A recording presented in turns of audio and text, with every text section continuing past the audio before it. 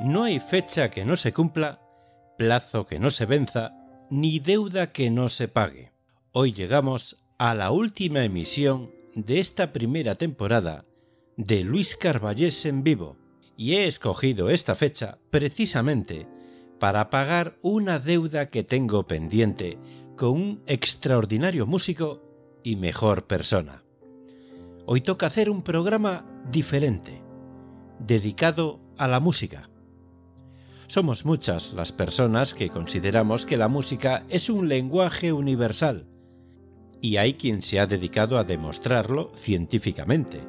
La Universidad de Harvard hizo un estudio que fue publicado nada más y nada menos que por la revista Science.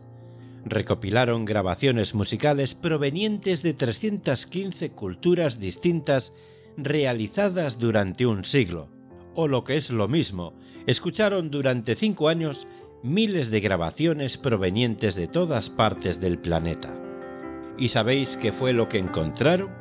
Pues que las 30.000 personas que participaron en el experimento fueron capaces de identificar qué tipo de canción estaban escuchando sin importar de qué cultura provenía. Una nana para dormir a un niño, una pieza de amor o un himno suenan muy parecido, vengan de donde vengan.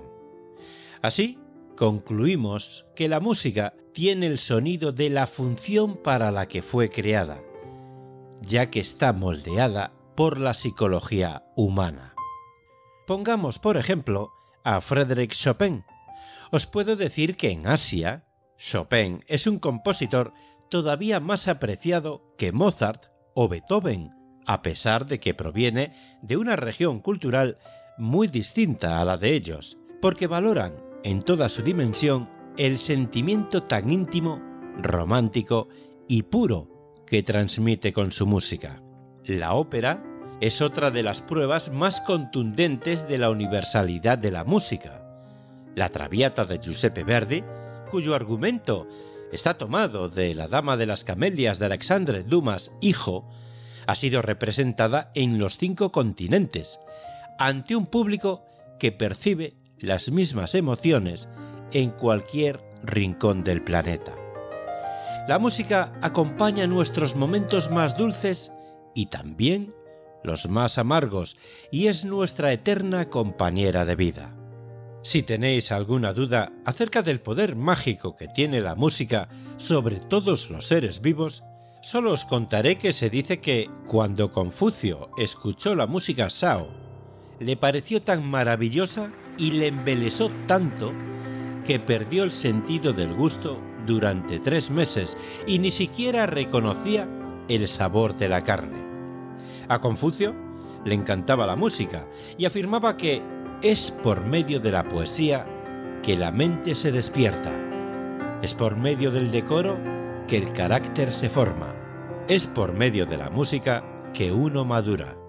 En su opinión, la música era una parte primordial para desarrollar una personalidad majestuosa y mejorar la moral. Que no se pierda este tipo de pensamiento, porque es una indicación importante para educar a la humanidad.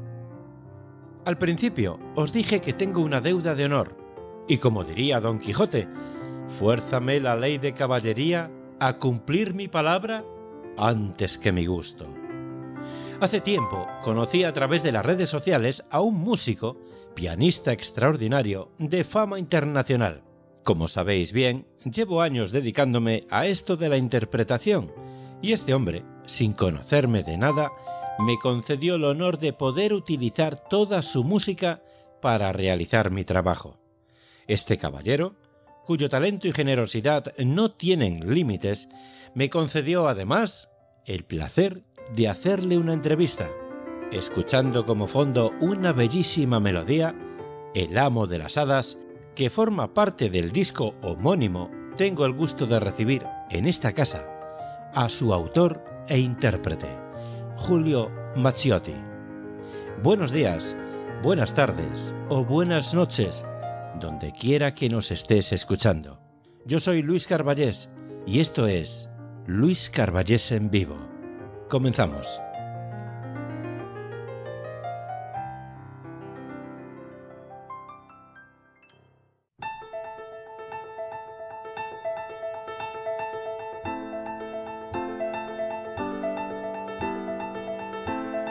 Luis Carballés en vivo, un programa donde disfrutar de la literatura en estado puro, entrevistas a escritores, narraciones, declamaciones, un lugar donde la literatura y el arte de la interpretación convergen para deleite y disfrute del público amante de las letras.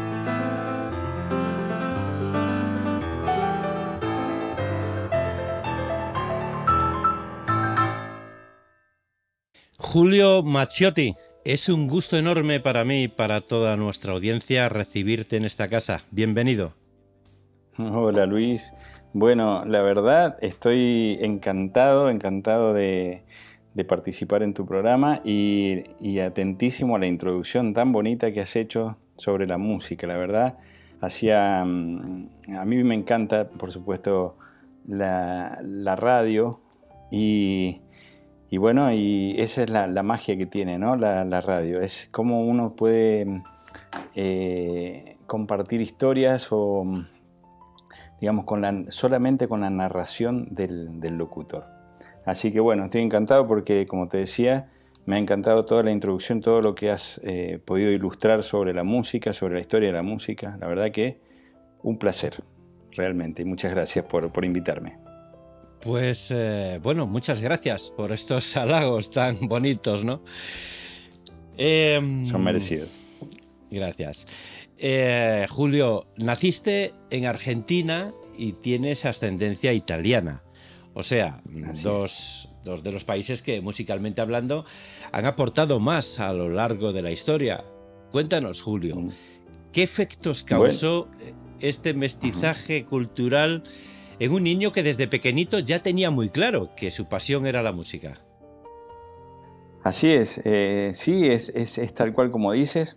Mis abuelos son italianos, inmigrantes, como tantos en la historia de la Argentina, ¿no? La Argentina es un país que se caracteriza justamente por eso, por esa mezcla de culturas, porque tenemos una influencia inmensa, digamos, ¿no?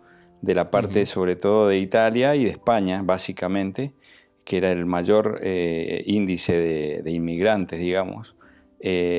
También habían de otras nacionalidades, pero bueno, los italianos y los españoles llegaron de una cantidad, digamos, enorme, ¿no? A tal punto que influyó en nuestra cultura en una forma, digamos, visible, ¿no? Muy visible. Incluso hasta en todos los aspectos, para el que conoce Buenos Aires o Córdoba, las ciudades tienen mucha similitud incluso con las ciudades de Europa también, ¿no? A nivel arquitectónico, a nivel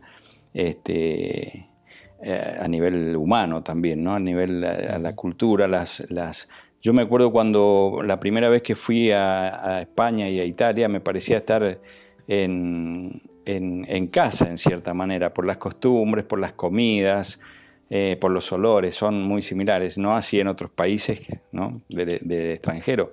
Ajá. Así que bueno, esto por supuesto que sí, influye mucho en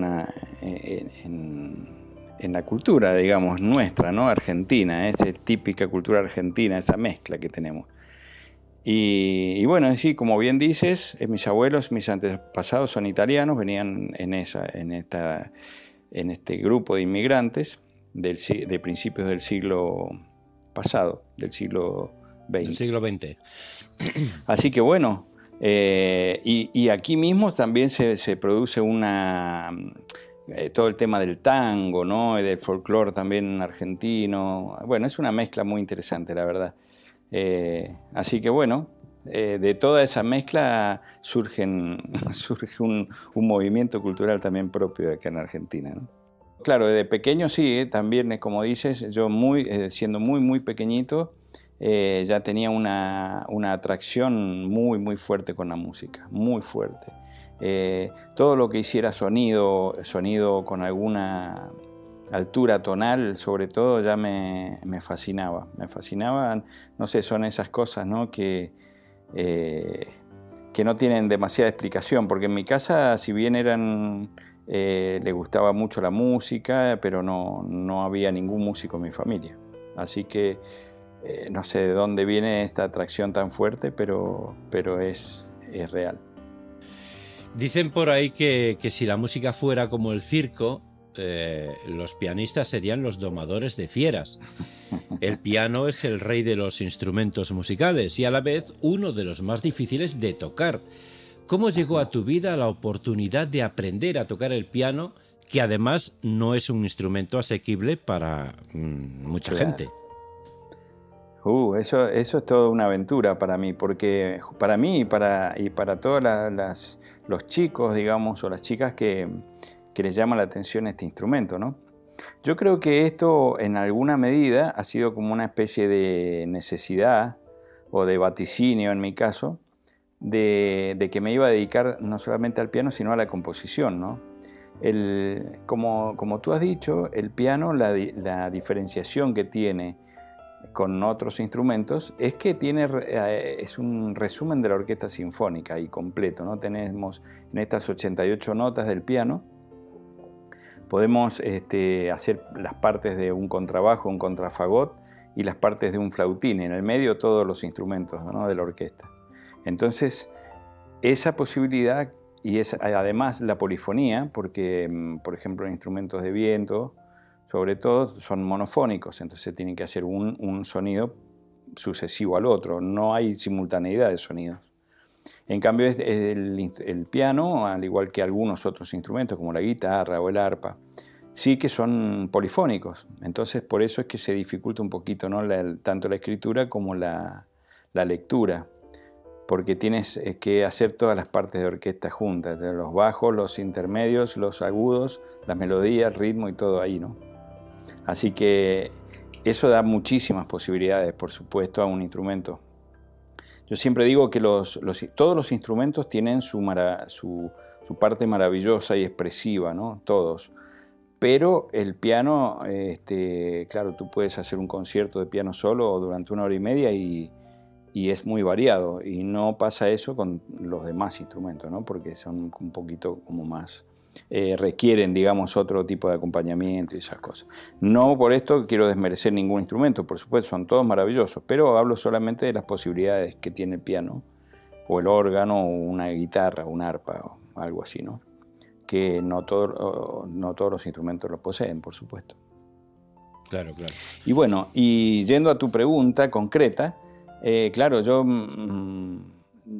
en mi casa, que era una familia trabajadora, una familia, digamos, que no nos faltaba nada, pero tampoco no nos sobraba nada y no alcanzaba para comprar un piano, por supuesto. Así que, mira, yo tengo una anécdota muy bonita, porque el primer piano que yo tuve era un piano de cartón, era un piano dibujado para mí, porque yo pedí como, por supuesto, este instrumento era carísimo, ¿no? Era como siempre, sigue siendo caro, es un instrumento no es tan accesible. Así que, bueno, mis padres me regalaron una guitarra. Y yo con esa guitarra empecé a estudiar música, empecé a desarrollar un poquito mi parte musical. Yo en esto te estoy hablando que tendría unos 8 años más o menos de edad. Fíjate. Entonces lo que hice yo fue dibujar en un cartón de las dimensiones de un teclado de un piano, dibujé un teclado y yo ahí en ese teclado dibujado transcribía las cosas que estudiaba en la guitarra. Y yo entonces después cuando iba a la escuela, en la hora de música, pedía a la profesora un poquito si me podía dejar practicar unos minutitos ahí, lo que yo iba aprendiendo muy elementalmente, por supuesto, en mi piano de cartón. Así que, bueno, mis padres parece que al ver todo eso se conmovieron y al tiempo, pero eso pasó varios años, cuando yo tenía unos 13, 14 años, alquilaron un piano. Así que teníamos un piano alquilado en casa que se pagaba una mensualidad para tener. Y ahí ese fue mi primer piano hasta los 18 años que tuve mi primer piano de vertical. Así que es una historia muy bonita. Y durante toda mi parte, digamos, de estudiante, estudiaba en la escuela de música, en los pianos de la escuela de música también pedía permiso y estudiaba ahí. Esto siempre digo que el que quiere hacer algo, realmente se le busca la vuelta y lo hace, ¿no? Y lo hace. La pasión, digamos, puede más que cualquier limitación que uno pueda tener, una limitación, digamos, temporaria, ¿no? Ajá. Hasta que uno pueda lograr lo que se va propuesto en ese aspecto, ¿no? La verdad es que me estaba imaginando, yo soy muy cinéfilo, Julio, y me estaba imaginando la escena de ese niño, así como, por ejemplo, un niño, así como el niño de La vida es bella, ¿no? y dibujando un piano en un cartón, le metemos la música de la canción esta tuya, Bailarinas, y vamos, tenemos al público llorando seguro, ¿eh? Y ya tenemos una bonita escena, sí, es cierto, ¿eh? Sí, es verdad. Qué anécdota más estupenda. Fantástico. Sí. Pero las pasiones son así, ¿no? Cuando uno es tan apasionado, ¿no? Y es muy importante eso que has dicho, ¿no? Que a veces no es necesario tener o disponer para poder seguir una pasión, ¿no? Puedes aguantar, usar. Yo siempre uso esta frase: si no puedes ir en línea recta, vete haciendo curvas, pero tienes que llegar, ¿no? Exactamente. Es que a veces no me salen las palabras, empiezo a cantinflear y esto ya puede ser el acabose. Pero sí. No, pero tal cual, claro. Sí, estoy totalmente de acuerdo. Siempre hay que seguir, claro, hay que seguir. Yo también siempre tengo como unas consignas que me digo muchas veces, me la dije a mí mismo, ¿no? Y es que no hay que renunciar nunca, que esto, por supuesto que está muy, muy dicho, pero no por eso es menos cierto, ¿no? Y no por eso hay que dejar de repetirlo. Creo que cuando uno tiene un sueño, una meta, una ilusión, digamos, ¿no? Creo que lo último que tenemos que hacer es darnos por vencido. Siempre digo que para buscar, digamos, motivos para dejar, para abandonar el sueño, eso es muy fácil de hacer porque siempre tenemos motivos o siempre tenemos excusas para abandonar. Sí. Lo realmente valioso es cuando, aún teniendo un montón de motivos para abandonar, uno no abandona, ¿no? Y sigue. Y creo que esto es lo que le da la belleza también y lo que sirve de inspiración para el ser humano en realidad, ¿no? Para seguir sus sueños, para no abandonar a pesar de todo. Y creo que de eso se trata, sobre todo también nosotros los artistas un poco tenemos esta gran responsabilidad, ¿no? Cuando subimos a un escenario, creo que es bonito que se transmita eso y que la gente lo perciba de alguna manera, porque de eso se trata la vida. En realidad un espectáculo es un pequeño resumen de la vida, ¿no? De lo que significa, lo que uno pueda sentir o decir o transmitir ahí. Bueno, es muy, muy importante para que la gente pueda sentir inspiración en eso, ¿no? Yo hablo con locutores, pues no a diario, pero casi, colegas de profesión, bien sea en su formato podcast que en su formato radio. Tampoco hago mucha distinción yo. Y a veces llegamos a un punto, esto no sucede a todos, esto no creo que haya alguien que diga no, a mí no, pues qué chulo eres. Creo que a todos nos ha sucedido de que llega un momento en el que estamos cansados, muy cansados, agobiados. Y yo siempre digo que cuando llega ese momento, no pasa nada. Párate en seco, párate. Descansa, tómate un par de días, un par de semanas, un par de meses, lo que quieras. Paras y retomas. Y cuando retomas probablemente sigas incluso con la misma pasión con la que lo hiciste al principio. Pero si sigues, al final te vas a quemar y eso tampoco es bueno. ¿No te parece? Claro. Sí. Sí, también, claro, es una muy buena teoría. Y de hecho es efectiva. Muchas veces creo que nosotros, consciente o inconscientemente, lo hacemos, ¿no? No conozco yo tampoco a nadie, ni yo tampoco me incluyo en alguien que que estás sin parar y sin descansar, o sin parar sobre todo a reflexionar. Mira, hablando de anécdotas, yo también, si me permites, que te cuento una pequeña, porque también viene a esto que tú me dices, ¿no? Muy al respecto. Claro, yo tenía siempre la ilusión, todos los músicos y los compositores, los cantantes, tenemos la ilusión de algún día ser famosos, o simplemente que nuestra obra se haga famosa, ¿no? Claro. Y entonces yo me acuerdo de una charla que tuve con mi padre cuando yo tendría unos 19, 20 años. Yo creía que mi música ya iba a estar en todas las películas y muy pronto, porque bueno, yo siempre he creído mucho en mi música, como la mayoría de los músicos, supongo, porque si no, no lo haríamos. Y bueno, entonces yo le dije a mi padre, mira, yo te voy a decir algo, le dije a mi papá. Yo me voy a dar un límite. Si yo hasta los 30 años mi música no ha sido famosa, y si yo ya no estoy, digamos, jugando en las primeras divisiones de la música, me voy a dedicar a otra cosa porque yo tengo muchas ambiciones y bla, bla, bla, bla, ¿no? Bueno, resulta que toda mi parte de los 20 años trabajaba mucho con la música, pero trabajaba como músico sesionista o como acompañamiento de cantantes. Y bueno, yo seguía componiendo, pero la fama y el dinero no llegaban, ¿no? Como yo pensaba. Yo digo, bueno, parece que no era tan fácil. Entonces, claro, ya se me iban agotando los 20 y tantos. Entonces, cuando voy a cumplir los 30 años, le dije a mi padre, mira, yo mismo me hice una promesa. Dije, si hasta los 30 años no estaba mi música siendo famosa, me iba a dedicar a otra cosa. Y hoy que estoy a punto de cumplir los 30 años, he decidido que no me voy a atar a esa meta. Sí estoy convencido de que la fama no me ha llegado todavía, pero estoy convencido de que más allá de que llegue o no llegue, yo lo voy a hacer hasta el final de mis días. Y creo que ese va a ser un tiempo prudencial. Y así lo hice.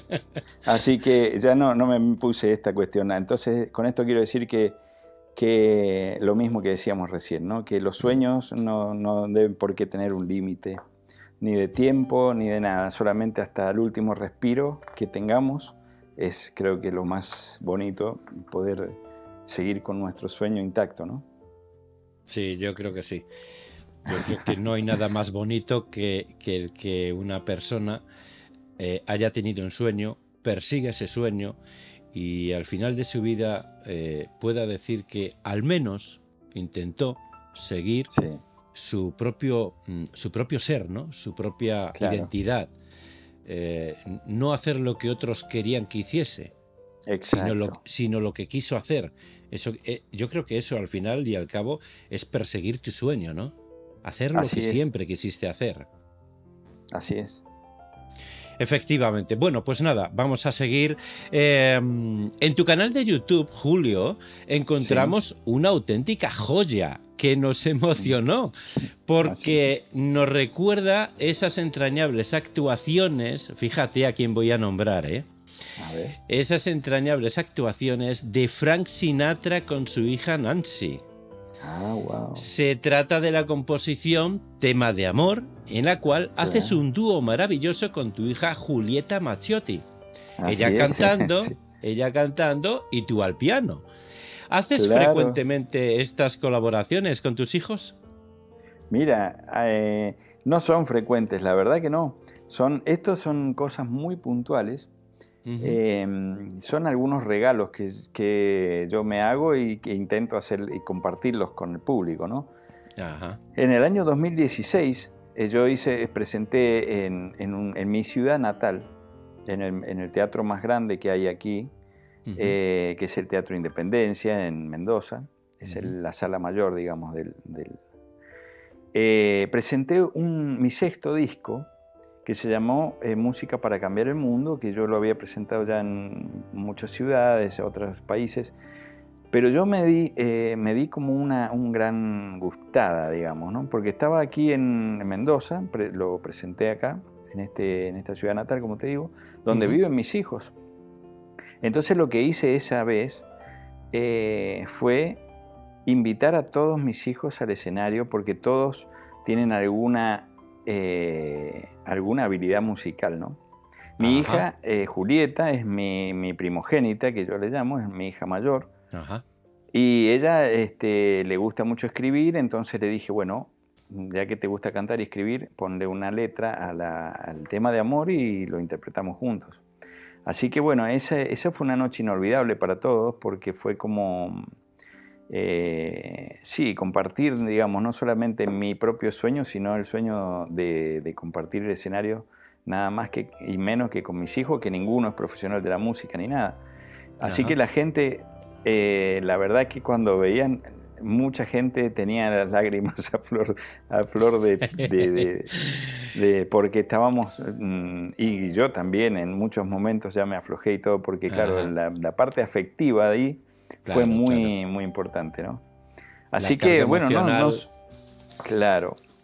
Mira, y hay otra, porque ahí en YouTube hay un video que está muy mal grabado también, pero que esto lo grabamos en una ciudad de Polonia, donde yo le invito a mi esposa a cantar también un tema mío también, y ella también le puso letra.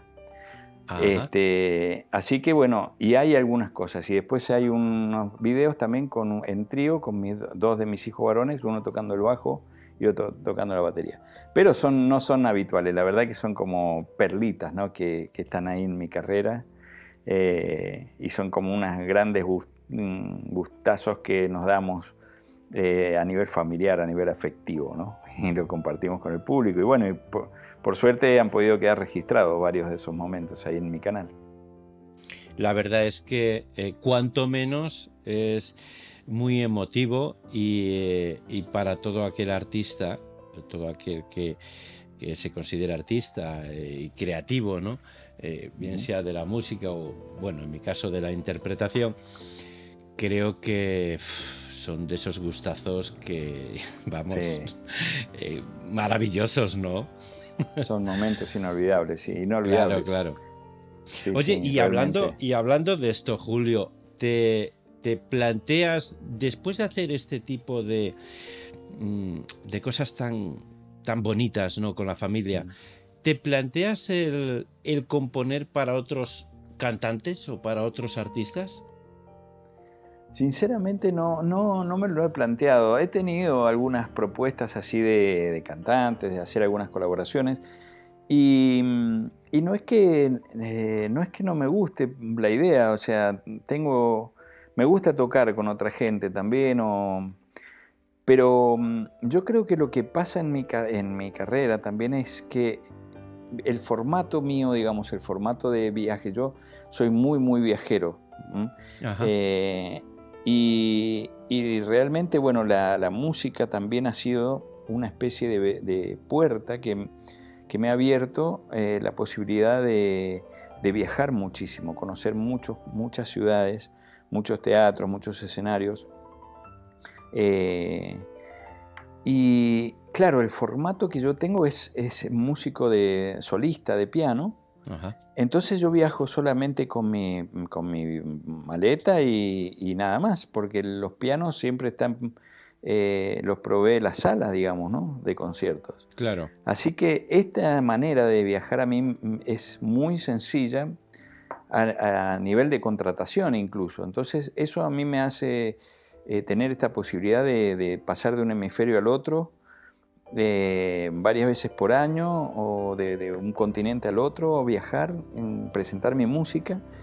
Y entonces, claro, armar otro proyecto es un poquito más complicado y menos cómodo tal vez, ¿no? Porque, claro, como te digo, no es que no me guste, me gustaría. Lo que pasa es que, claro, generalmente estoy con bastante actividad y entonces estoy absorbido por esta actividad solista, un poco así, ¿no? Porque, bueno, ahora por el tema de la pandemia, por supuesto, y todo esto que nos ha afectado, pero yo no paro de viajar, realmente es así. Mi vida normal, digamos, es estar viajando muchas veces por año, y como te digo, de un lugar del mundo al otro, voy saltando así de estaciones. Ya para mí incluso el verano, el invierno está desdibujado porque A veces paso en Navidad en invierno, otras la paso en pleno verano, ¿sabes? Así que es muy, muy divertido. Pero no, eso mismo te iba a decir, porque a la gente que nos gusta viajar, una vida así como la tuya es prácticamente una vida de ensueño, ¿no? Sí, es muy divertido. Yo no me aburro nunca, la verdad. Y también es como una fuente de inspiración para mí. Siempre, ajá, al conocer ciudades nuevas, gente nueva y bueno. A la vez también soy muy casero también, porque a mí me gusta siempre el calor del hogar y el familiar y todas estas cuestiones, ¿no? Pero digamos, esta mezcla, este mix de ser un poco trotamundo y tener también siempre el hogar para regresar. Creo que eso funciona a las mil maravillas para mi gusto y para mi experiencia, ¿no? Para mi experiencia humana, digamos.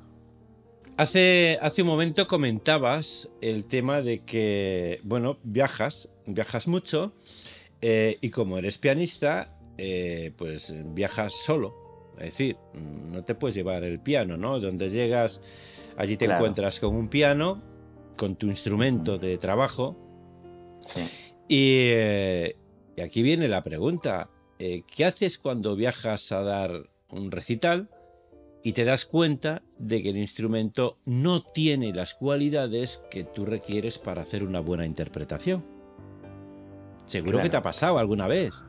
Alguna vez me ha pasado, sobre todo cuando uno comienza más bien la carrera y eso, porque claro, porque también uno va cambiando un poco los lugares donde va tocando, ¿no?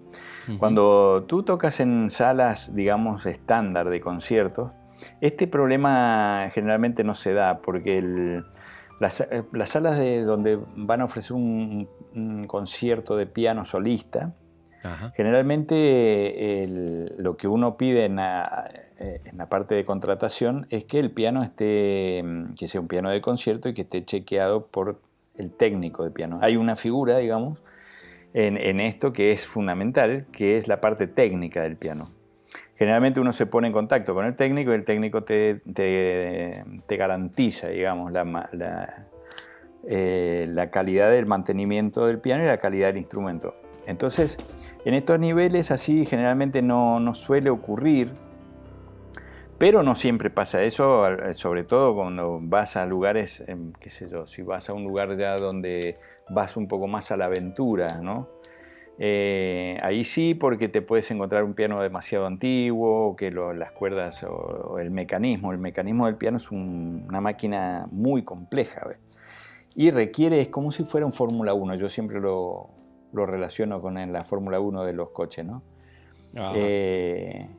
No es cuestión de ir y tocar, sino esto está milimétricamente chequeado por un técnico siempre. Entonces en la sala de conciertos siempre tiene que haber la figura del técnico, donde tú vas tranquilo porque está chequeado para el día del concierto. Eso cada concierto de piano, aunque haya habido un concierto el día anterior, no importa. El técnico tiene que garantizar que está recién chequeado el piano para que entre el pianista a tocar tranquilo, digamos, ¿no?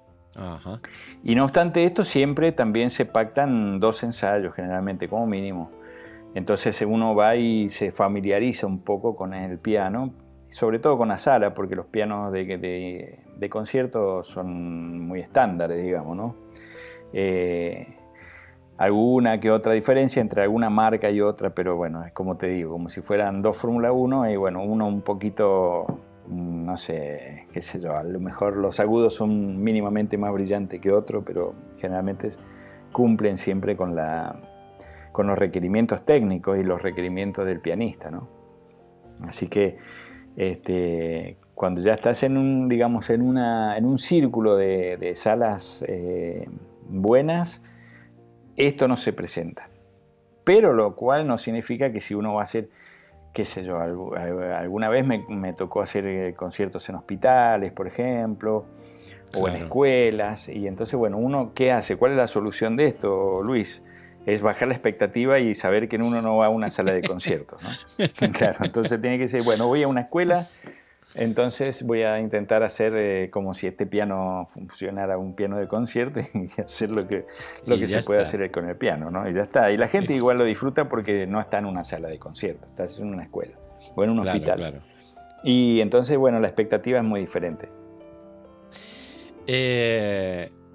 ¿Cuándo y dónde debutaste en un escenario y qué experiencia guardas de esa primera vez, Julio?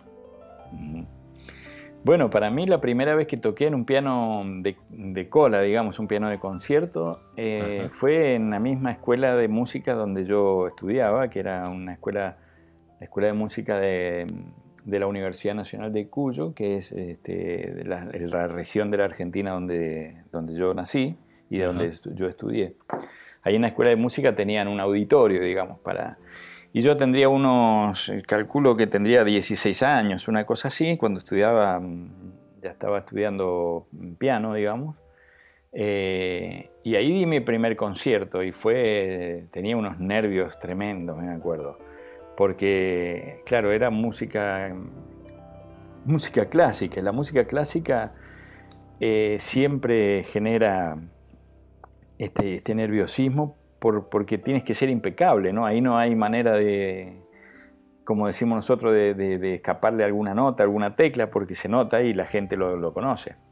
Ajá. Así que, pero lo superé bien, sí, tengo muy bonitos recuerdos porque, bueno, salió el concierto, tuve mis primeros aplausos ahí y ya qué fue bonito, una gran experiencia, una gran experiencia para mí, sí, en la misma escuela de música y con todos los profesores mirando el público y todo eso, y las familias, porque toda la familia iba a verme y bueno, fue una gran experiencia, inolvidable para mí, por supuesto.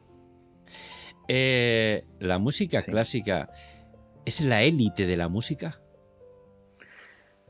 Yo no lo vería así. Yo creo que la élite de la música es la música que está hecha con dedicación, con amor, con sinceridad del corazón, ¿no? Eso yo creo que es. Porque yo creo que si yo hablo, por ejemplo, con una persona que le gusta el rock, creo que esa persona piensa en que el rock es la música más maravillosa que puede hacer por todo el significado que tiene, ¿no? O alguien que hace folclore, un folclore auténtico, ¿no? Donde están ahí transmitiendo muchas cosas ancestrales. Entonces, como bien decías tú al principio, la música es un lenguaje universal. Yo no creo que se pueda... no creo que haya un tipo de música elitista, ¿no? Creo que la élite de la música es la música que te puede hacer emocionar sinceramente, más allá de los géneros o de los rubros, ¿no? Que esos son unas cuestiones culturales más que nada. Sí puedo entender que la música clásica conlleva mucho trabajo de investigación y de estudio académico, digamos. Eso sí, lo respeto también y claro que es respetable, ¿no? Es como, a ese nivel sí a lo mejor es más complejo, ¿no? Y requiere a lo mejor una dedicación un poco mayor. Pero tú que hablas de la música italiana, por ejemplo, yo tengo, melodías de Ennio Morricone, por ejemplo. Ennio Morricone compone de una manera a veces muy sencilla. No tiene que ser complicado una melodía para que te llegue a lo profundo de tu ser, del corazón. Y así tantos, ¿no? Qué sé yo, simplemente la novena sinfonía de Beethoven, la última melodía, la coral, es una melodía de lo más sencillo que hay. Y sin embargo, llega a lo profundo del corazón de la gente. Y bueno, o sea que a lo que me refiero es que esta complejidad que puede llegar a tener una música más científica, no siempre tiene que ver con una élite o con la calidad en sí de la música, ¿no? Así que yo me inclinaría por pensar en que la música clásica es una expresión exquisita de la música, sí, pero no la pongo ni por encima ni por debajo de ningún otro tipo de música tampoco. Yo cuando escucho, por ejemplo, las 4 estaciones de Vivaldi, me sale una frase, qué genialidad. ¿no? Sí, sí, sí, sí, Es sí. que me encanta, ¿no? No soy ningún entendido en música clásica. Me pasa lo mismo que con el vino. No soy un Claro. entendido en vinos, pero sé lo que me gusta. Sí, sí, tal ¿Vale? cual, tal cual. Entonces, cuando escucho, por ejemplo, eso, o alguna sinfonía de Beethoven o incluso de Mozart, que no sé Claro. cuál, porque no la Ujú. recuerdo, supongo que probablemente esas que gustan a todo el mundo, no lo sé. Claro. Pero algo por dentro se te mueve. Y tanto, sí, Y sí. yo creo que eso es, wow, qué genios. Por- ¿Sabes qué pasa? Que ahí también, ahí hay una cuestión, estos músicos tan grandes, tan enormes, ¿no? Como el que acabas de nombrar, ahí hay una conjunción en realidad de técnica y sentimiento.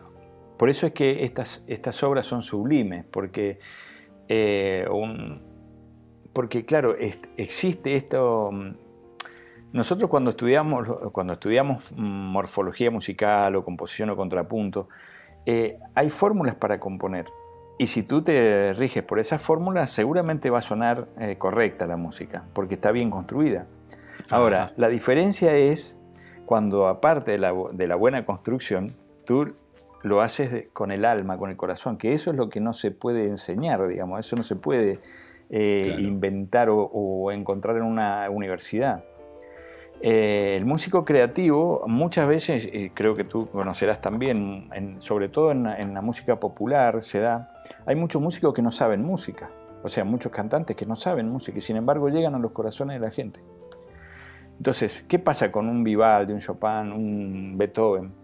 Esta gente, encima que tenían eso innato, ellos estudiaban. Entonces, claro, esa conjunción de técnica y sentimiento es lo que los hace tan grandes, ¿no? Indudablemente. claro.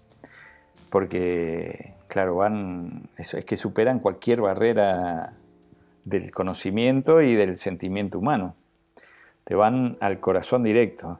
Pero encima de eso está muy bien construido, como por ejemplo las cuatro estaciones de Vivaldi es una de las grandes arquitecturas musicales que existen. Están perfectamente diseñadas y construidas.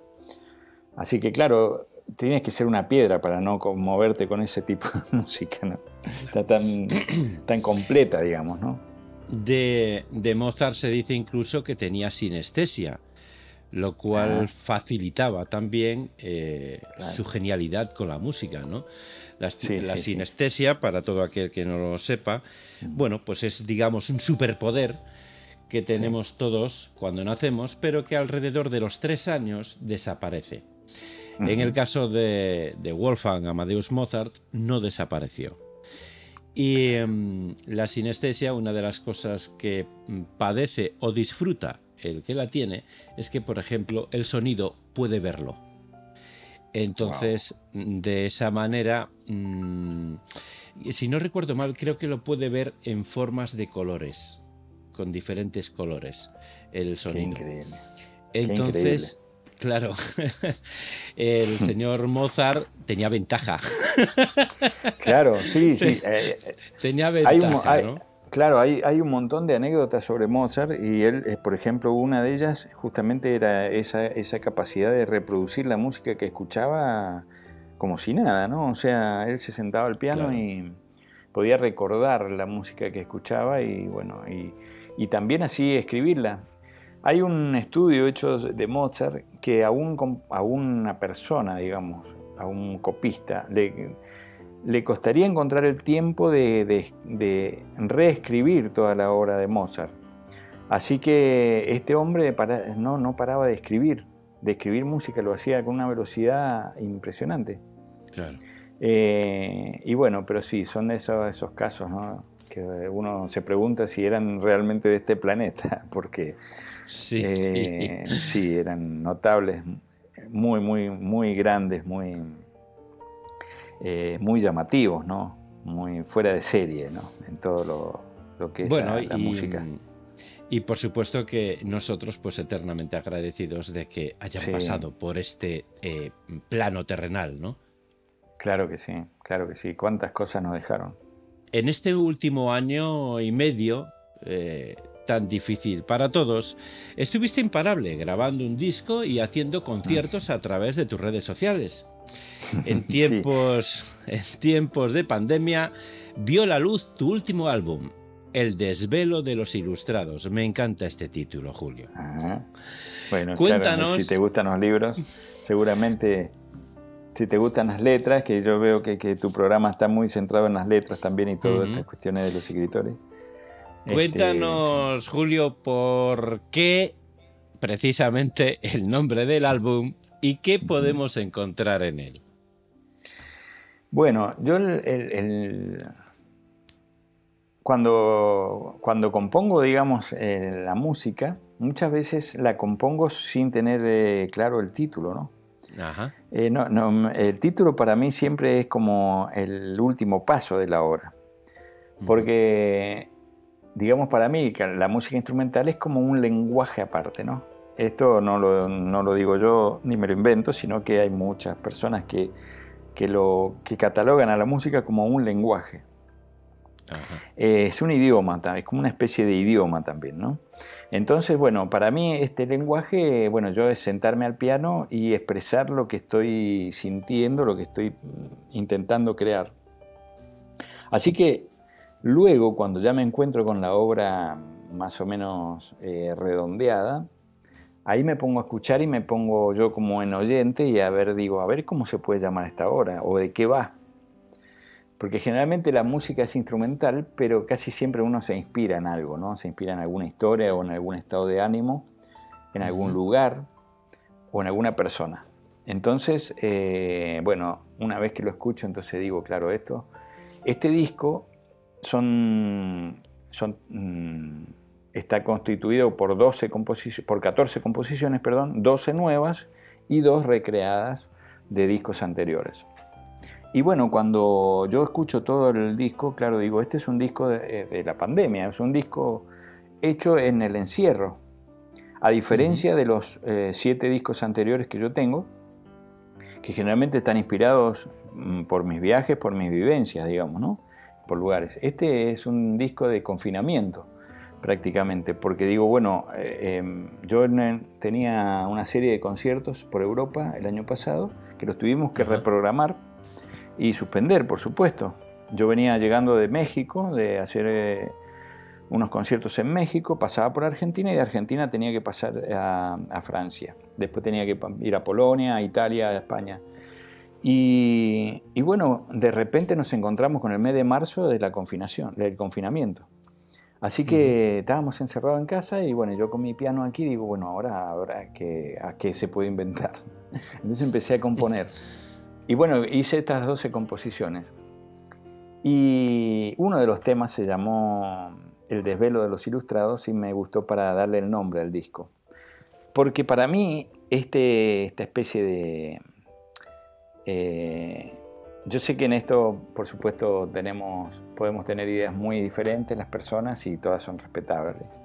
Pero bueno, para mí la pandemia esta es como un antes y un después del mundo, ¿no? Es como un reseteo del mundo, donde se cambiaron muchas cosas, y yo no sé si en algún momento existía esta idea de que esto estaba un poco programado también, ¿no? Entonces, bueno, yo me imaginaba que los ilustrados del mundo, con toda esta cuestión de la pandemia, era un tema para investigar, para pensar, para filosofar y para desvelarse también. Porque había tanta tela para cortar con todo esto, ¿no? Que podríamos hacer un programa aparte con todas estas ideas. Pero bueno, a mí me resultó interesante llamar así, dedicárselo a estas personas, a estos filósofos, psicólogos, científicos, astrónomos y todo lo que... artistas, ¿no?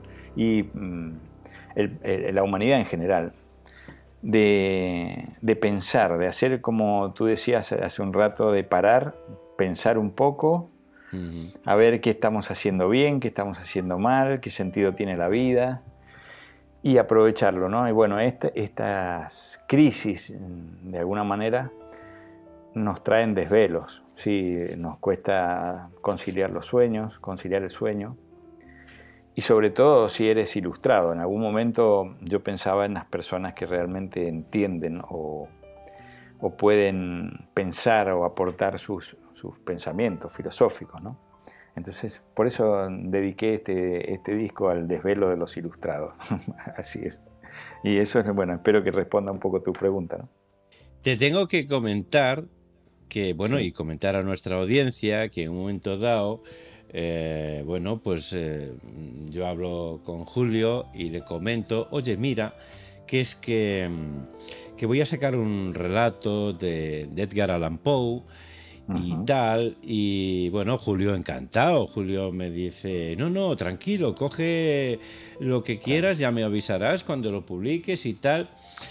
Fue ver esta canción, El desvelo de los ilustrados, y dije, ¿Sí? esta va para este relato, que por cierto lo he mencionado en las últimas semanas, y es Método de composición, en el que Edgar Allan Poe hace una autocrítica, mejor dicho, hace un ensayo de cómo creó el poema El Cuervo, ¿vale? Claro. Pues en ese relato se puede escuchar El desvelo de los ilustrados, que es que me pareció genial el título. Qué bueno, para ese relato en concreto. Claro. Y bueno, pues nada, pues vamos a seguir. Ahora quiero contaros un dato curioso a propósito del tema que vamos a escuchar a continuación. No todo el mundo sabe que el origen más remoto del vals es campesino. Y en los países germanos se bailaba con pequeños saltos, pero después fue adoptado en los salones de la aristocracia y se convirtió en un baile de movimientos giratorios veloces y fluidos, en el que por primera vez en la sociedad occidental el hombre y la mujer estaban uno en brazos del otro, rodeados por una multitud de parejas que hacían lo mismo, girando en la misma dirección, aunque cada una en su propio mundo. Y esto, según decían, y no somos nadie para contradecirlos, acompañaba, inspiraba o desencadenaba el éxtasis amoroso. Por eso, en su momento fue considerado tan pecaminoso como siglos después se calificó el tango. Sí, señores. Lo que sería realmente un pecado es no disfrutar del vals que os voy a presentar a continuación, titulado El Vals de los Sueños Puros, de la autoría y en la interpretación de nuestro invitado Julio Macciotti, incluido precisamente en el disco El desvelo de los ilustrados. ¿Te parece si lo escuchamos, Julio? Me parece una idea muy bonita y bueno, me encantaría, claro, un honor para mí, por supuesto. Pues, Julio, amigos, con todos ustedes, El Vals de los Sueños Puros.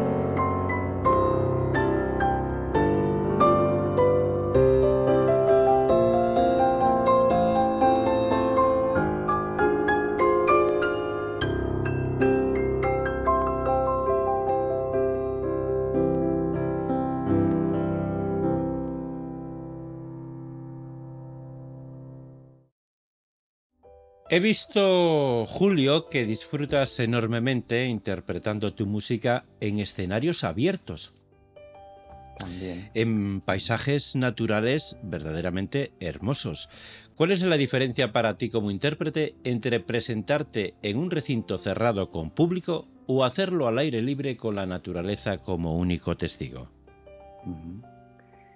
Bueno, las dos son experiencias muy bonitas y muy diferentes, ¿no? Por supuesto. La presentación en los teatros o en las salas tiene esa, digamos, esa contención técnica de la iluminación, del sonido, del silencio y de la expectativa de la gente. Eso es, para nosotros los artistas o los músicos, el concierto en directo, digamos, con el público ahí, tiene la magia que tienen los momentos, digamos, los momentos irrepetibles, ¿no? Cuando un concierto es en directo con el público ahí, estamos en cierta manera siendo conscientes de que eso tiene un principio y un final, y eso lo hace mágico, ¿no? Lo hace irrepetible, lo hace mágico.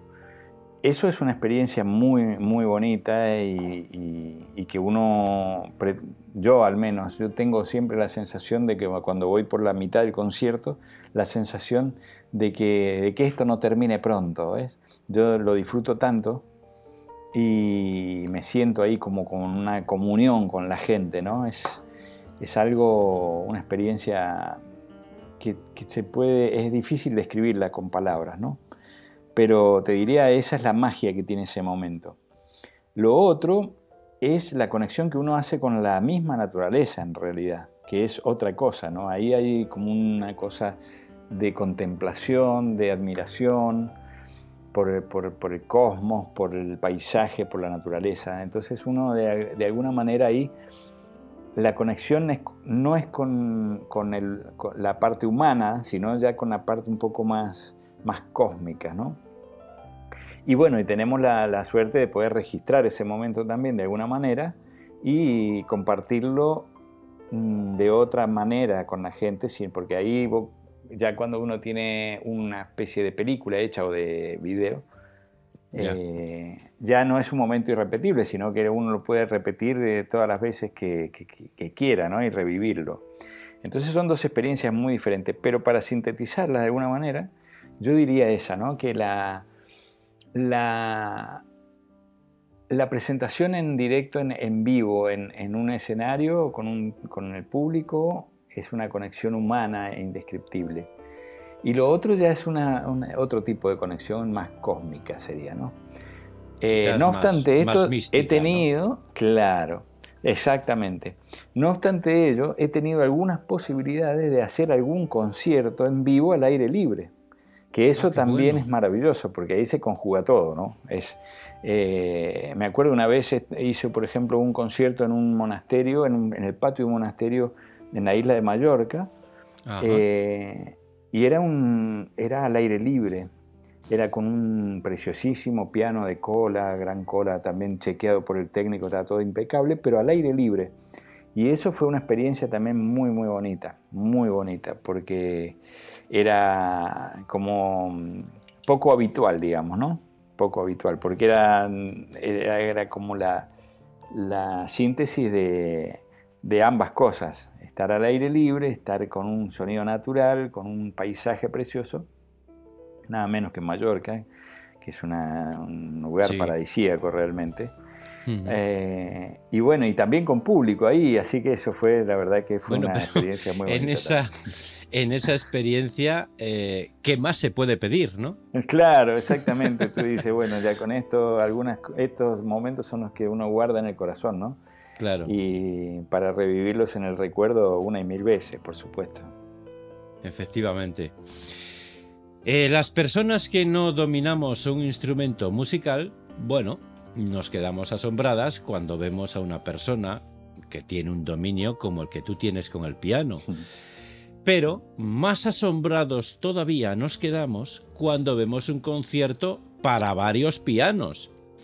El grado de dificultad, Qué loco, ¿no? ¿El grado de dificultad es tan alto como el que nosotros apreciamos o cómo se maneja eso, Julio? Es muy alto, sí, es muy alto, porque fíjate que yo, por ejemplo, he visto, sí, también he tenido la posibilidad de ver así de conciertos hasta de 8 pianos, por ejemplo. ¡Madre mía! Y es una locura, porque ¿qué pasa? El piano es un instrumento de percusión. Entonces, de percusión, digamos, de cuerda, pero cuerdas percutidas. Si yo pongo una gran orquesta de cuerdas, digamos, van todos en el mismo ritmo, pero hay una frotación de la cuerda. Entonces, justamente eso es lo que le da la complejidad, la riqueza al sonido, el que no es exacto, no es milimétrico. Ajá. Siempre van dentro de un ritmo, de un tempo, digamos, pero hay mínimas diferencias. Ahora, yo alucino con eso, porque el piano, la mínima diferencia de percusión que hay entre un piano y el otro, bueno, tiende a hacer un sonido más caótico, ¿no? Sin embargo, van todos parejitos. Es una cosa muy loca, hay mucho ensayo y mucha disciplina rítmica, métrica, ¿no? Se podría decir, Julio, que los artistas son los técnicos del piano, ¿no? Claro, sí, ya lo creo, sí, hay que tener muchas ganas de meterse en semejante embrollo, ¿no? Porque realmente no es, incluso a nivel sonoro es mucho más bonito un grupo de cuerdas en realidad que un grupo de pianos, ¿ves? Porque el piano ya es bonito así solo, pero cuando ya le metes otro piano al lado, no creo que sume belleza. Yo sinceramente es una cuestión de gustos, pero no le veo que sume belleza. Cuando son dos pianos, bueno, y dos pianos que hacen diferentes cosas, que se van complementando uno con el otro. Claro. Bueno, ahí es digerible, digamos, ¿no? Por decirlo de alguna manera. Pero ya cuando empiezan a repetir pianos así, por ejemplo, cosas que son repetidas, realmente es ganas de meterse en un embrollo tremendo, porque y bueno, sí, es como una especie de disciplina, ¿no? De espectáculo de precisión, diría yo, ¿ves? Sí, malabarismos con el piano, sí, ¿no? Sí, tal cual. Que de eso también hay mucho, ¿no? Cuando uno ve, hay mucha música de piano que realmente es para asombrarse la parte técnica más que nada, porque he visto pianistas donde son malabaristas del piano, sinceramente, pero bueno, es como otro tipo de espectáculos, ¿no? Ya no van tan al corazón. Me lo pones muy fácil para hacerte una pregunta que siempre quise hacer a alguien que supiera de pianos. A ver. Siempre me encantó. Yo soy un rock and rollero de toda la vida, del auténtico rock and roll, ¿no? Me encanta CDC, pero yo escuchaba a Fats Domino, escuchaba a Elvis Presley, a Jerry Lewis, etcétera, ¿no? Excelente todo eso. ¿Cómo se crea una canción como la que creó Jerry Lewis, The Great Ball of Fire? Gran bola de fuego. ¿Cómo se hace eso, por favor? Porque es impresionante, ¿eh? Claro. Bueno, él tocaba hasta con los zapatos el piano, ¿no? Claro. De hecho, yo le hubiera dado una buena aguantada cuando quemó el piano en Londres, ¿no? Madre mía, sí. No, tremendo. Claro, yo siempre pienso, este hombre, claro, debe haber generado mucho dinero, porque para patear el piano así de esa manera, sabes que un piano de concierto cuesta entre 150 y 200.000 euros. Madre mía. ¿Sabías ese dato? Claro, un piano de concierto de gran cola siempre va a estar arriba de 150.000 euros. Entonces, y de ahí para arriba, porque hay pianos de 700.000 euros también, con ciertas exquisiteces, porque hay, por ejemplo, ya hay pianos que tienen algunas cositas más artísticas y también pueden estar rozando el 1.000.000 de euros también. Pero bueno, un piano normal, el piano como el que tú ves que yo toco en los vídeos, en cualquier teatro, ese piano cuesta $200.000 o 180.000 euros. Ese es un piano Steinway de gran cola y esos pianos cuestan eso. Así que imagínate que por eso los técnicos también tienen que ser técnicos. No puede ser cualquiera, no puede afinarlo cualquiera, no puede meter mano cualquier persona a nivel técnico ahí, porque que te arruinas una pieza y te sale varios miles de euros, ¿sabes? Claro, entonces, cuando yo lo veo a Luis, por ejemplo, cuando mete un zapatazo, digo, no, realmente, claro, ahí estos generarían mucho dinero como para decir, bueno, si se rompe una tecla no pasa nada, la compramos nueva y está todo bien. Ahora, a nivel espectáculo es increíble, y a nivel de energía, porque qué energía tenía ese hombre, ¿no? La verdad, increíble. Y me gusta mucho la música también, toda esa música que has nombrado, me encanta, sí, porque es... el rock tiene una energía que, no sé, es increíble, indescriptible. Y a mí también me gusta mucho, me gusta toda la música que salga del corazón y que sea sincera, es maravillosa. Es maravillosa, sí. Es maravilloso, sí. A mí también me gusta todo eso. Así que, bueno... No, ya es que hablamos por ahí, ya no me acuerdo ni siquiera cuál era realmente el punto de tu pregunta. ¿Cómo hace para componer lo que yo te decía era cómo hace para un músico del calibre de... Claro, es que ahí está, ¿no? Del calibre. El calibre, pues, Jerry Lee Lewis en la época que era... Porque además Jerry Lee Lewis tenía una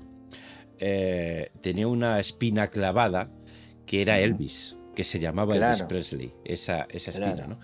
Y cuando yo escucho esa... Además es que lo he visto a él, por supuesto, en un documental, ya de mayor, tocando esa canción con un piano, en un macro concierto al aire libre, de estos, como los que hacía Queen, Freddie Mercury, al aire libre, no sé, en un Central Park de cualquier ciudad, no recuerdo, y tocando esa canción que es tan rápida, porque es muy rápida.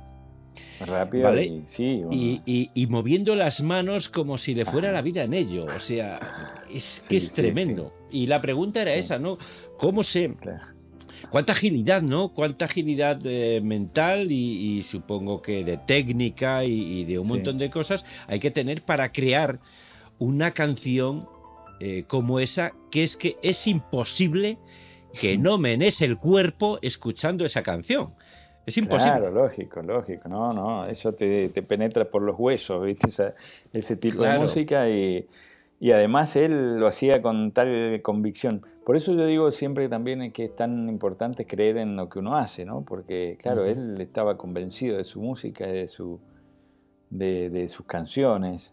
Y en ese momento, como tú bien dices, esa parte, digamos, la tenían los guitarristas, ¿no? Porque la guitarra en el rock era como decimos aquí en Argentina, eso garpa, que es una expresión muy argentina, pero decían como que eso luce, digamos, ¿no?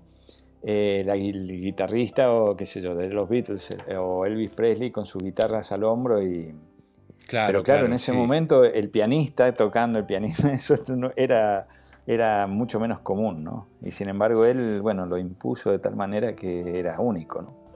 No, y además pianista como mucho tendrías, pues en los 40, la banda que iba con Glenn Miller, o algunos pianistas en el blues, o como mucho en el jazz, pero no era una figura destacada a nivel estrellato, a nivel de estrella, ¿no? Para nada. Claro. Y sin embargo, él marcó ahí. Exacto, porque el pianista estaba cabreado.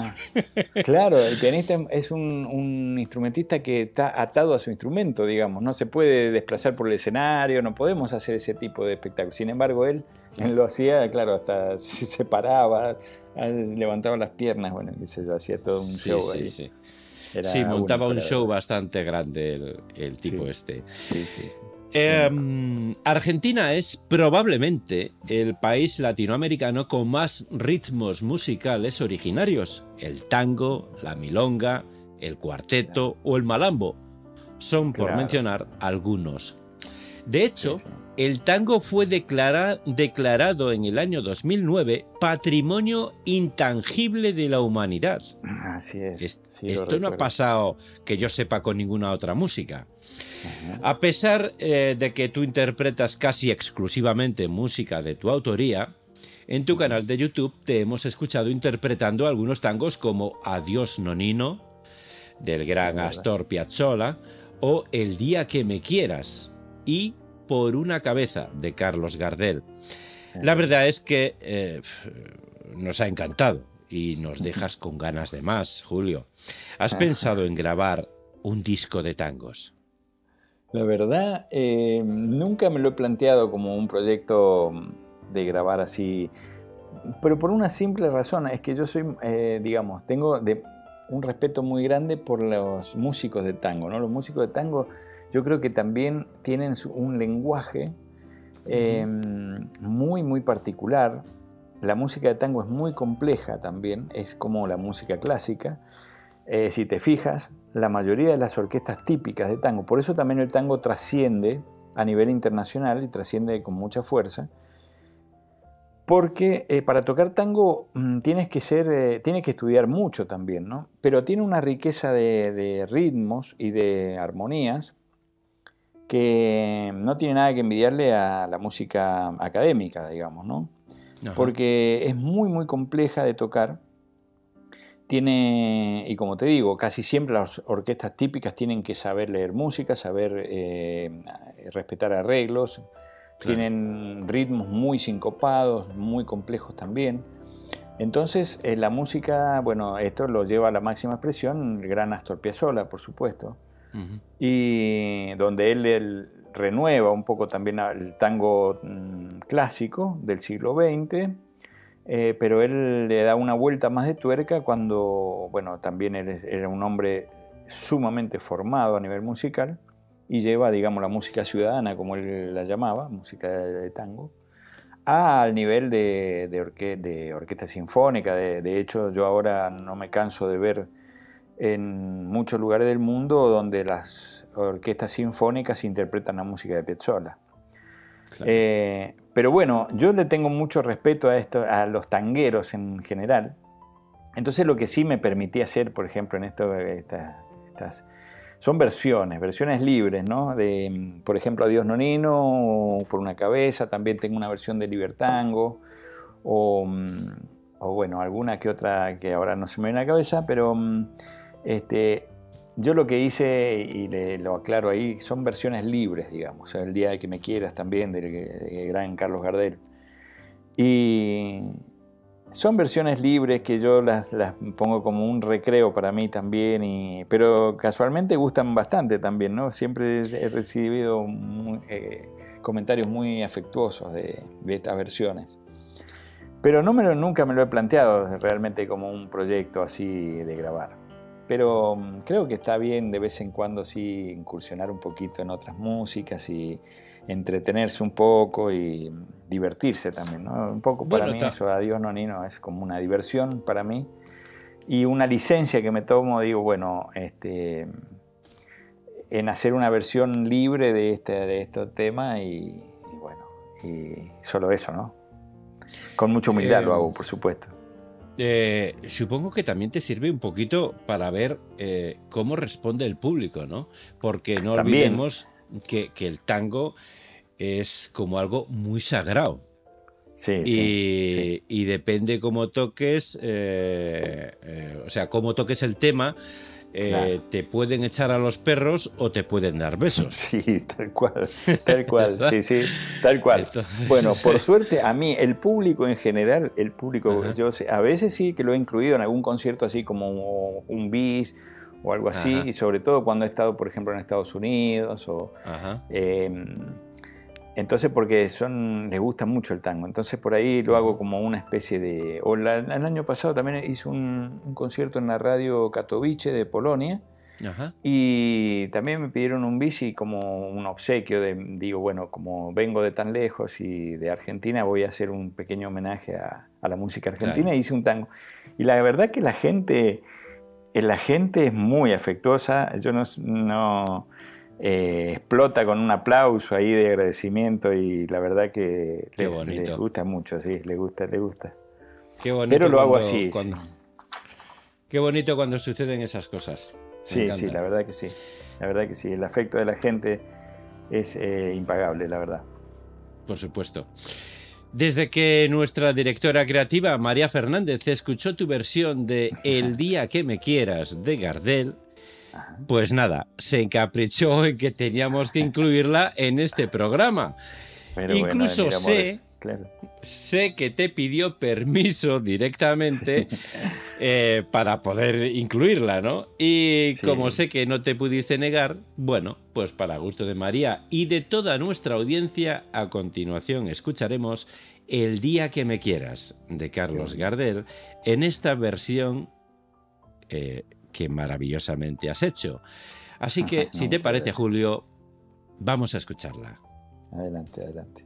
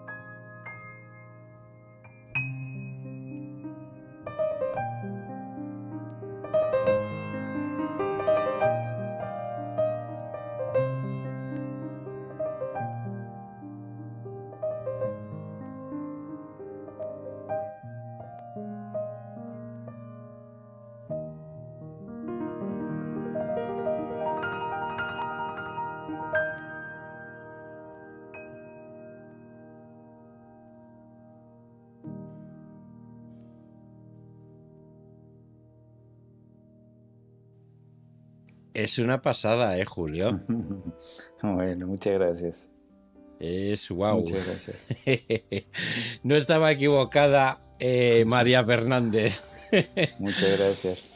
Oye, una cosa que yo creo que la gente se debe preguntar cuando estamos hablando con, pues como en este caso, con un pianista o con un compositor de música clásica. ¿Qué música escucha Julio Macciotti? Bueno, a mí me da por época, digamos, ¿no? Porque a mí me gusta todo tipo de música. Tengo hijos adolescentes también, tengo hijos chicos, hijos grandes. Y entonces ahí también me nutro bastante con las cosas nuevas que van apareciendo, ¿no? Ajá. O sea, te quiero decir con esto que escucho prácticamente de todo, toda música música romántica, canciones, música instrumental escucho muchísima también. Música clásica, por supuesto, nunca falta en casa. La música clásica es como una especie de Biblia, digamos, ¿no? Donde uno, para hacer un paralelismo con alguien creyente, digamos, ¿no? Sería la Biblia de la música, para mí, Claro. La música clásica, por supuesto. Ahí es donde hay de todo, donde uno se puede nutrir de todo.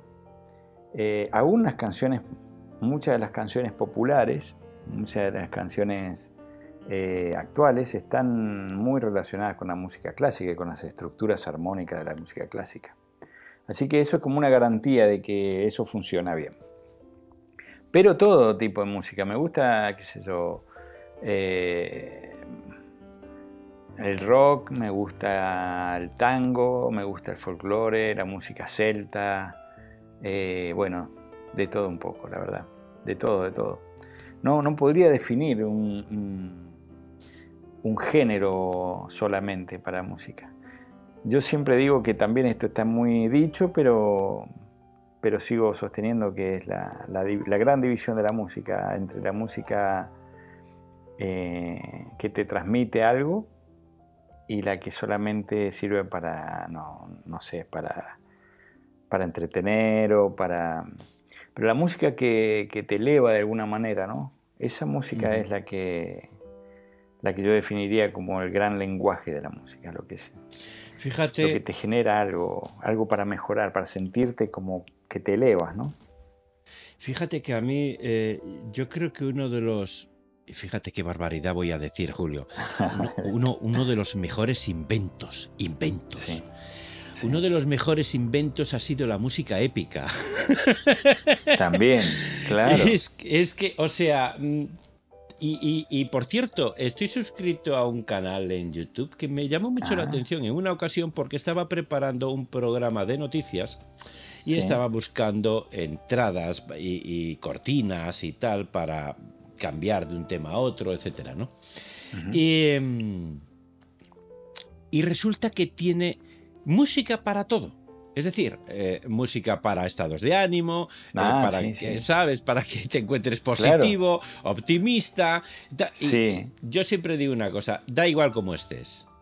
Tú te pones una música épica y te vienes arriba, pero vamos. Pero, indudablemente. Y eso lo tienen muy, muy claro compositores como Hans Zimmer o John Williams.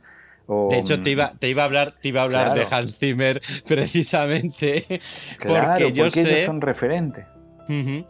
Yo sé que tú, Julio, aparte de tangos y estas cosillas que sueles hacer, bueno, también vemos en tu canal que tienes algunas interpretaciones de temas muy famosos de películas. De películas, sí. Como El claro. Golpe, Romeo y Julieta.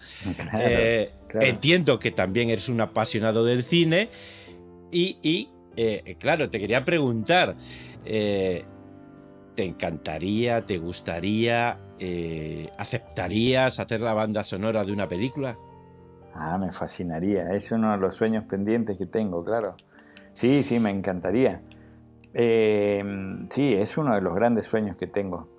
Porque, y lo que te decía recién, claro que el cine, tú que al principio dijiste que eres fanático del cine. Claro, sí. Cinéfilo, el cine, la imagen combinada con la música, es que ya más directo al corazón no nos puede ir, porque claro, una imagen con música es un universo y la misma imagen sin música es otro universo diferente, ya te transmite otras cosas. Sí, no tiene Tenemos, qué sé yo, un director como Bergman, por ejemplo, que utilizaba muy poca música, porque su lenguaje cinematográfico era muy psicológico. Entonces él se centraba más bien en las expresiones o en la actuación individual de cada actor o en la escenografía, y no tanto en la música. Y cuando él ponía un sonido era muy, muy pensado y muy cuidadosamente, digamos, dosificado, pero porque él quería mostrar ese lenguaje un poco, ¿no? Sin embargo, tenemos, qué sé yo, por ejemplo, ya directores más modernos, como, no sé, como por ejemplo Tim Burton, o que se valen pero muchísimo de la música, muchísimo, en una forma prácticamente como parte de la escena, donde la música está presente permanentemente. Es que, Julio, yo creo que debe ser así, ¿no? Claro, es otro mundo, el Claro. mundo de las emociones, el mundo de lo que tú decías, de lo épico, ¿no?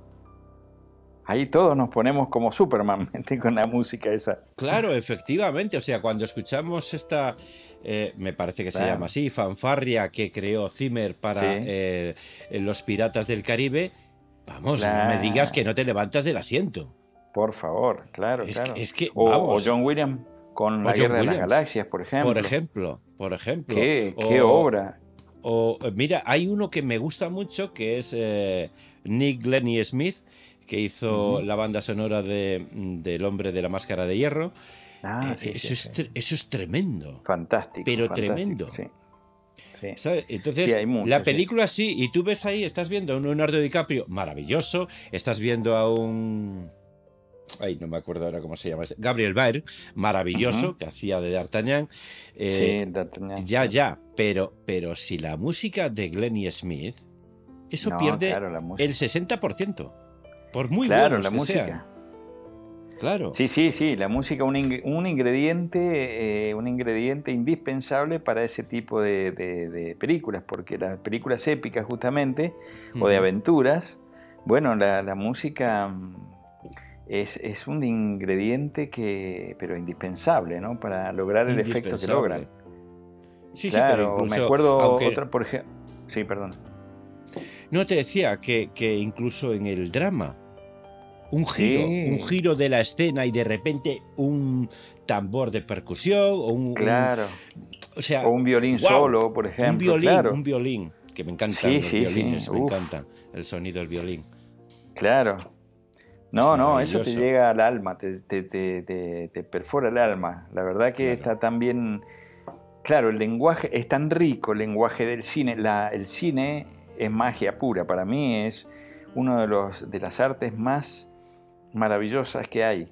Porque el cine, no sé, nosotros que hemos podido ser testigos de esta expresión artística, no así la gente de otros siglos, ¿no? Ya. Pero el cine, porque tenían las representaciones en el teatro, pero el cine, y más con la tecnología que hay hoy, no hay límite. El límite es la imaginación humana, nada más. Sí, no hay otro límite en el cine. En la actualidad, con la imagen se puede hacer todo lo que la imaginación cree. Entonces, claro, es como entrar en un mundo, en mundos desconocidos, y bueno. Y por otro lado también tienes películas como, por ejemplo, la de, ¿cómo se llama? Cinema Paradiso, el director que, bueno, no se me viene a la cabeza ahora. Es muy, muy conocido también. Pero son historias también, sin efectos especiales. Ahí son historias, pero combinado con la música también te cuela los huesos, porque, claro, el que no se conmueve con ese tipo de historias y de música es porque debe ser de madera, no sé. Sí, bueno, teníamos antaño gente muy interesante y me estoy acordando... Ahora que has dicho el título ese, me he acordado de Vittorio De Sica, por ejemplo. También. Que también, o aquel cine que hacía Marcello Mastroianni. Claro. Bueno, Nino Rota, con Fellini, Padrino. Claro, o sea, Fellini. Nino Rota, un grande. Nino Rota, claro, qué autor. Nino Rota es esta versión que yo también, es una versión libre que hago del tema Romeo y Julieta. Ajá. Es una versión muy libre también. Pero también ahora se me viene la música de la película El Padrino, que era de Nino Rota también. Bueno, yo tengo un peligro. Sí, es del Padrino. El Nino Rota hizo... Y qué música, por favor. O sea, el drama que... Cómo lo dramático que se vuelven las escenas con esa música, con esa instrumentación, es tremendo. Realmente. Sí. Fíjate que hay por ahí un un chico de aquí, de España, lo conocerás. porque es muy conocido y muy importante a estas alturas, que es Jaime Altozano. Jaime Altozano tiene muchos vídeos sobre música y todo esto, es un súper entendido, ¿no? Y en algunos de ellos habla sobre la música del Señor de los Anillos. Yo es que soy muy fan del Señor de los Anillos. Sí. Y explica cómo en cada nota está contando la misma historia que cuentan las imágenes que vemos. Claro. Es flipante eso. Eso es alucinante. Mira, esa admiración que yo tengo por estos compositores nace, si tú ves, por ejemplo, esto cuando nosotros éramos pequeños, mira yo lo que son las atracciones también, estas atracciones musicales. Yo me acuerdo que yo veía los dibujitos animados, ya sea de Disney, de Hanna-Barbera o de, no sé, Tom y Jerry, por decirlo. Sí. Y lo magistral que hacen la música de estos compositores, porque la música va acompañando la escena en cada segundo. O sea, si no sé, viene cayendo una hojita de un árbol, viene sonando una campanita, o si va subiendo una escalera un ratoncito, va con los pizzicatos de los violines en forma ascendente, y después cuando baja la escalera en forma descendente. Todas esas cosas a mí me llamaban la atención aún siendo pequeño. Digo, ¿cómo pueden hacer esto los músicos? Y bueno, y estos grandes compositores de cine lo que hacen es eso, es con el temporizador y con las escenas y van poniendo, es tremendo, la verdad. Claro. Mi admiración absoluta para esos compositores. Hay por ahí, creo que lo descubrí el año pasado o el anterior, un concierto, porque hizo Hans Zimmer hizo una gira. Pero hizo una gira con todo su equipo y lo que hacían era tocar pues las bandas sonoras que él ha compuesto. Sí, lo he visto por YouTube, sí. Lo has visto, ¿verdad? Algunas Oye, cosas, sí. No me canso de verlo y de escucharlo, ¿eh? Además que tienes al Zimmer que se va del órgano a la guitarra, de la guitarra a la batería, y dices, tío... Soy un gran admirador de esta persona, porque encima de que es genial lo que hace, encima parece que es no sé, me da el rollo que es una excelente persona, porque es tan humilde en el escenario. Él digamos, es una persona muy cercana, muy cercano. Lo he notado en sus recitales. Sí, es tremendo. Y hace unas melodías realmente, bueno, él hace la música de Gladiador también, creo. Sí, y es un himno realmente, hablando de música épica, ¿no? Es un himno que te eleva al espíritu en las tomas finales de la música cuando él cuando ha muerto, ¿no? Sí, es tremendo, se me pone a mí la piel de gallina a mí. Y realmente es un grande, sí. Y tiene una producción enorme, sí. Es una empresa, una mega empresa que él tiene de música, ¿no? De música de películas, una garantía. Es como John Williams, están a esos niveles, ¿no? Claro, sí. Son verdaderas. Así que no, mi admiración absoluta por esta gente. Sí, totalmente. Sí, creo son que monstruos, tienen muchos fans, porque somos muchos los que muchísimos. Bueno, que y esto gusta. Cuando tú me decías que si la música clásica es elitista, ¿ves? A eso me refería, que ahora que viene al caso. Estos músicos no hacen música clásica, sin embargo, están a la altura, ¿sabes? A la altura de cualquier música académica, de las más exquisitas. Y entonces es muy difícil decir o suponer, es muy pretencioso suponer que la música clásica solamente está en un nivel superior. Hay muchos músicos que están en un nivel altísimo y no necesariamente hacen música clásica, ¿no? Claro, efectivamente. Como todos, tuviste que parar en seco las presentaciones personales a causa de la pandemia. Claro. Algunos países ya están retomando poco a poco las actuaciones en público, pero en otros todavía se están viviendo momentos muy críticos. Sí. Ahora estás en plena promoción de tu disco El desvelo de los ilustrados. ¿Podemos anunciar gira? ¿Tienes fechas que se puedan anunciar? Mira, lo que podemos, sí estoy en condiciones en este momento de decir que el próximo 6 de agosto voy a hacer una presentación en un teatro de aquí de Argentina. Supongo yo que con esto de los protocolos y estas cuestiones. En diciembre yo anduve por España también, y antes de partir a España tuve la posibilidad de hacer también un teatro aquí en Argentina, un teatro con protocolo era muy curioso verlo porque los asientos estaban separados. Ajá. Así que era como que el teatro se veía todo completo, pero al 30% de su capacidad. Pero bien espaciado, así que, ¿no?